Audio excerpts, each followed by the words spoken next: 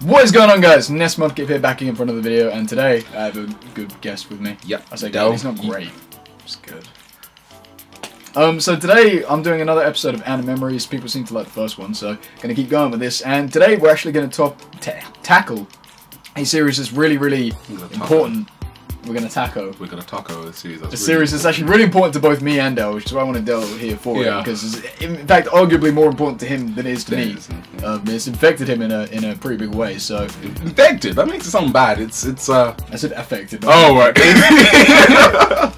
Okay. Alright. Cool. Anyway, the series I am talking about, if I have to stop out a shot here, grab the DVD set, is that's Japanese. Gurren Lagann. There you go.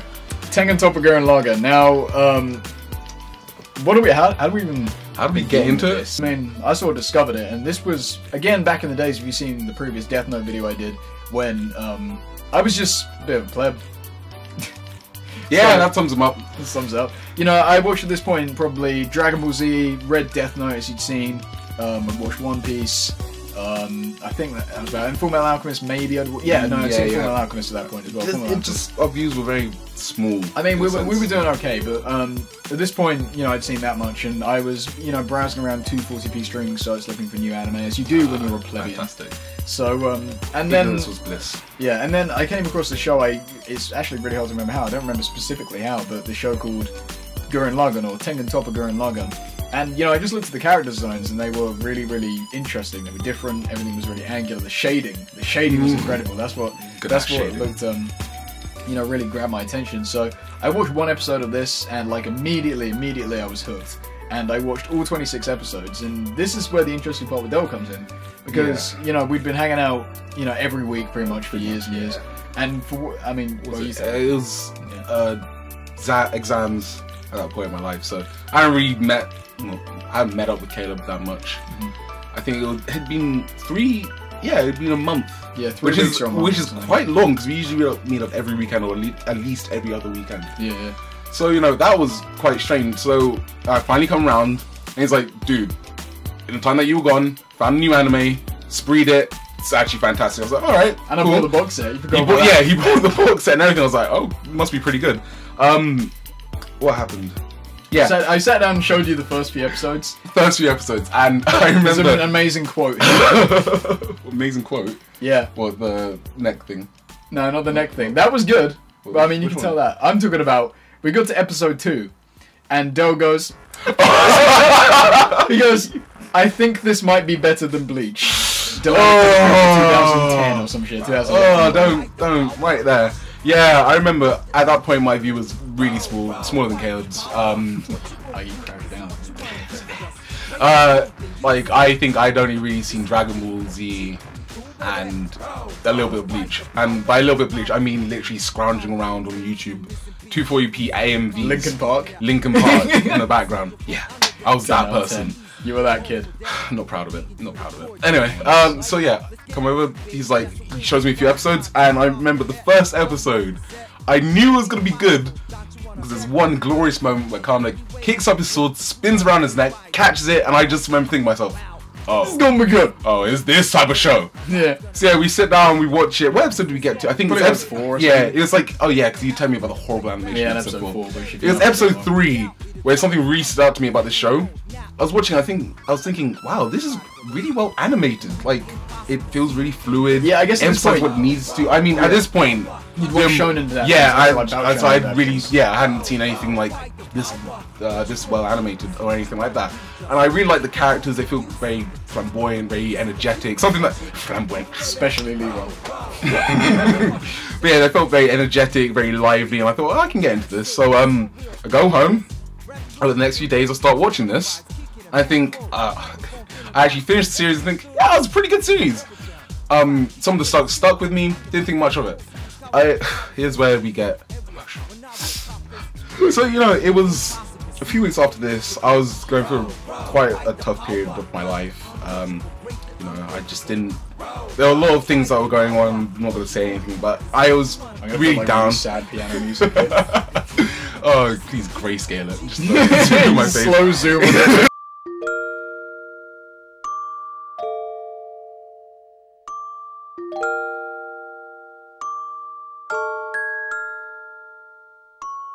I was feeling down, like really down, like the worst I've felt so far ever, to be honest. And I remember watching Gurren Lagann, and I think, well, I don't really have anything else to watch that, you know, entertain me so much. So I started watching Gurren Lagann again, and through this watch through, stuff really started to connect with me. Like, I found myself identifying with Simone. Like, it was awkward, out of place. He needed another person kind of experimental, and obviously I didn't have that. Kev was a bitch, so I don't know what to do. I'm kidding. Like, I didn't have that same thing. I mean, Kev was obviously there, but I was too edgy and too conceited to go to him with my problems, so I thought, you know, fuck it, whatever. So I watched it. I think one of the greatest things that stood out to me was just the underlying message of don't give up. Oh gosh, this sounds so It sounds cliche as hell. It sounds so cliche, but when you watch it, you like, it jumps out to you. Like, I hadn't really experienced that. Like, a lot of people talk about, when they talk about Dragon Ball, for example, they say, oh yeah, you know, Goku helped me through some strong times, and while Dragon Ball did like jump out to me, nothing really has ever hit me as hard as Gurren Lagann has. Just in terms of the way the characters interact and the underlying message of don't give up. And even to this day, I can watch some episodes and still think, man, yeah, I remember that. Like, I think one of the greatest points of it for me was, obviously, spoilers. This is from 2007, dude. It's only a 10-year-old show. Yeah, but you know, there's still some people out there. Anyway, Kamena's death, and he tells Simone, believe in me that believes in you. Sounds so cliched to think, oh yeah, that was my turning point. But you know, that really helped me out through some tough times. And just the whole idea, the very concept of the show being based on, if you are strong enough, you can get through it. At that point, I was quite sad, quite depressed, quite moody, quite an edgy teen, to be honest. But like, that show really opened my eyes. I was like, yeah, you know what, I'm gonna get through this. Fuck yeah. It filled me with hype. It's funny. Hype replaced the depression. Yeah, it really did. It was just like, some people... I'm not gonna show off my show. Getting too hyped. Anyway, like, some people find they need to get through depression with talking, or with like just other means, but I found that just having the inspiration, having the motivation to get through something, just another one of my favorite quotes is when Carmen says, you know, you need to, the reason we have eyes in the front of our head is because it's so we can see the horizon we're moving towards rather than the home that we're leaving behind. And that really hit me. I was like, yeah, fuck it, I'm gonna do this. You know, I started chanting to myself, like, yeah. Like in that Dragon Ball Z double Piccolo speech, like, yes, I could do it! That was kind of me. That was kind of me. And from, like, that was the big turning point. That really helped me get over what I was going through. Point. And now, to this day, when people say, oh, you know, I'm looking for some anime, I automatically spring with Gurren Lagann. I don't care. I know some people probably won't like it. I'm like, I don't care, I want you to watch it anyway. I mean, it's a well-made show. It's a well-made show, yeah, it's not a bad show, but it's not the best I can recommend, but it's really good, it's still good. It depends on your definition of best, really. Yeah. I mean, like, if you want, I mean, if you're someone who really likes to analyse things deeply, I mean, there is stuff to analyse in Gurren Lagann. That is true, but it's not based around the whole point of you analysing it, though. Yeah. I mean, there's some really interesting things that you can pick up from it. Like, undertones about Simone actually going through puberty. That's what, like, the whole thing represents. But on the base of it, it's just it seems just like a fun show you watch. You know, it's great popcorn material. Great if you want to sit down and have some fun. Yeah. So if you're not into that type of stuff, I can completely respect you not liking it. But I will still spring up with Gurren Lagann. Just give it a go. Give it a go. Give it a go. Anytime. And I mean, it tends to work. Cause most people, like, I mean, also Gurren Lagann is often among my first suggestions when I'm trying to get people into anime, and they generally say, okay, that was awesome, you know. I mean, even if they don't appreciate it on the same level that we do, I mean, I don't expect people to. Yeah, I mean, probably not going through the same sort of hard stuff, but like, so, yeah, people are like, this is a really hype show, and I mean, I guess, like, if we're moving away from the emotional side of things, the thing with Gurren Lagann as well is it taught us a lot about, you know, I mean, specifically me anyway, is that action sort of stuff, like, action is an art form. Action can be choreographed well. I mean, you can have, you know, crappy action, which is just, you know, frames of punching. But Gurren Lagann actually, like, you can tell how much effort went into the choreography of the action scenes. That was so great. And there were so many points where they just, like, in any other show, I get hyped from some moments, but most episodes of Gurren Lagann, there was always at least something. I remember I was watching the first Giga Drill Break. Huh? That's episode 4. We don't speak about episode 4. Speak about episode 4. Like, the first time they do Giga Drill Break, and they combine, and they're giving that great speech. The magma in their souls is fueled by the fiery combustion, or something like that. Yeah. And they adjust the glasses, and I remember sitting there and being, yeah! Especially looking at your like crappy laptop, like, being like 2, 3.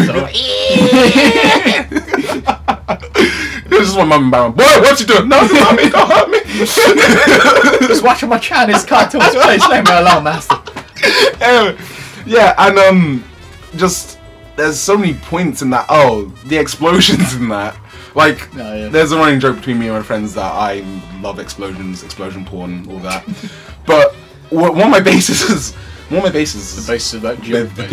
Yeah, is because I really love the way the explosions are animated in Gurren Lagann. I love the emphasis. No, I'm serious. Delani Kodaguma explosion PhD. No, Pipe University. Like, when you have an explosion or something, what are you looking for? You're looking for impact. You're looking for impact or shock value. It depends on how you're going to animate it. The explosions in Gurren Lagann, they're big, over the top, explosions among explosions in one shot, and it's there for the impact. It really, They're good explosions. It's good explosions. It's really good explosions, and just like the way it's done, and just not even stuff like that. Just all round fight, the fighting in it. Yeah, there's some great quotes I still use today. Some really good moments. Just all round. I mean, I guess something else I could talk about that Gurren Lagann introduced to me is the concept of looking towards studios and directors to get a gauge of what work will be like in the future. For example, Hiroyuki Imaishi, I think that's how you pronounce his name, is the guy who directed Gurren Lagann. And after Gurren Lagann, when I worked out that people make things, there are people who make things. People make things. Caleb Thompson, 2K15. Yeah, and then I found out this guy Hiroyuki Imaishi. So I looked him up on Wikipedia and I found out what other stuff he did, and that led to me finding out about another series called Fly Away Now, Fly Away Now, Fly Away. Yes. I mean, I don't know how long we were going to go. That's fine. But Panty and Stocking, and this is actually another one of my favourite series. I also really enjoy this. It's not Gurren Lagann. It's not Gurren Lagann, but it's still it's really really fun as well. So I mean, I learned that from watching Gurren Lagann, finding about Hiroyuki Imaishi, finding out that directors make things of similar styles. Would you believe it? But then that's also the double-edged sword because Kill la Kill, that's a thing, and it's a shame because on one respect, Kill la Kill was never ever going to break through the scene that Gurren Lagann placed. But it didn't get even. It didn't get close. That's the point. Not even close. That's the thing. Like, people accepted that fact. I accepted that fact, but I kept watching because I was like, okay, but it's still gonna be good to watch. And it fell short. And I was like, really? Yeah, it did. I mean, it was an okay show. But... It was okay. That's the thing. It was okay. I was expecting at least good. Yeah, I mean, I'd give it okay. Yeah. 6 out of 10, maybe. 6 out of 10. I can't remember what I gave him like Hummingbird. People make a shame like, you don't give it 6 out of 10, you give it like 7 out of 10, you bitch. I don't know, but anyway, I mean, Kill la Kill was, it's just meh. It's just okay, meh. But yeah, no. I mean, I was going to say as well, I mean, with Hiroyuki Imaishi's book, kind of say the one thing, because like, I mean, you haven't seen this yet. But like, Dead Leaves. I actually found out about this one quite recently. I was researching him and I found out that Hiroyuki Imaishi did this film. It's one of the first things he did it before Gurren Lagann. I think before basically anything else he did. It's called Dead Leaves, and it was this feature film, and it's like even more over the top than Gurren Lagann, even more raunchy and stuff. And it's like it's really good. Like when you look at creators like this, when they usually break into the mainstream as something slightly more accessible, something like Gurren Lagann, you can go back and find stuff that has sort of similar themes and feeling to their more mainstream work, but like hidden gems, really. Hidden gems. Exactly, goes more like sort of.